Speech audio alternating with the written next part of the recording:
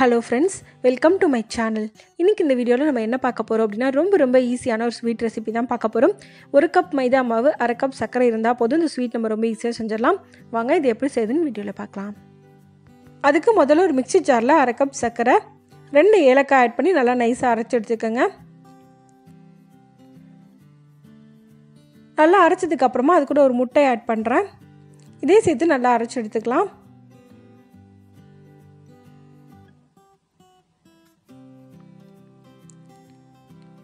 அடுத்து ஒரு பவுல்ல 1 கப் மைதா, 2 ல இருந்து 3 ஸ்பூன் ரவை ஆட் பண்ணிக்கங்க.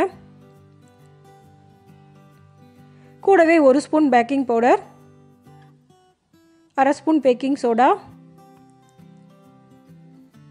1 பிஞ்ச் உப்பு ஆட் பண்ணிக்கங்க. இப்போ இது கூட வாசனைக்காக 1 ஸ்பூன் நெய் ஆட் பண்றேன்.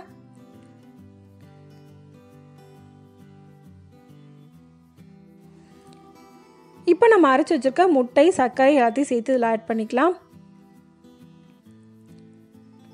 எல்லாத்தையும் சேர்த்து நல்லா மிக்ஸ் பண்ணிக்கங்க. தண்ணி எதுவும் ஊற்ற வேண்டிய அவசியம் இல்லை. உங்களுக்கு முட்டையோட அளவு சின்னதாக இருந்துச்சு அப்படின்னா 1 அல்லது 2 ஸ்பூன் அளவுக்கு பால் ஆட் பண்ணிக்கங்க.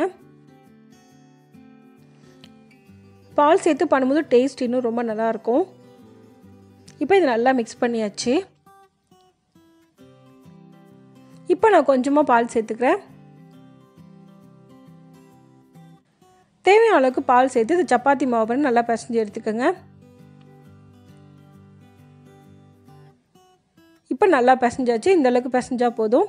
இப்போ இதை 10 நிமிஷம் போல் அப்படியே ஊற வச்சிடலாம்.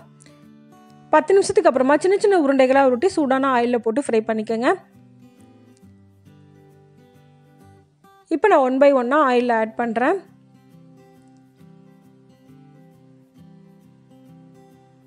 உருண்டை சின்னதாகவோ பெருசாகவோ உங்கள் விருப்பத்துக்கு ஏற்ற மாதிரி நீங்கள் போட்டுக்கலாம். மூழ்கிற அளவுக்கு எண்ணெய் ஊற்றி ஃப்ரை பண்ணி எடுக்கணும்.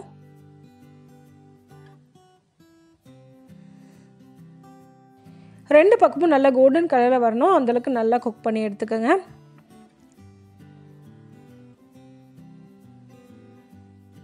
இப்போ இது நல்லா குக் ஆயிடுச்சு. இந்தளவுக்கு குக் ஆனதுக்கப்புறமா வெளியே எடுத்துடலாம்.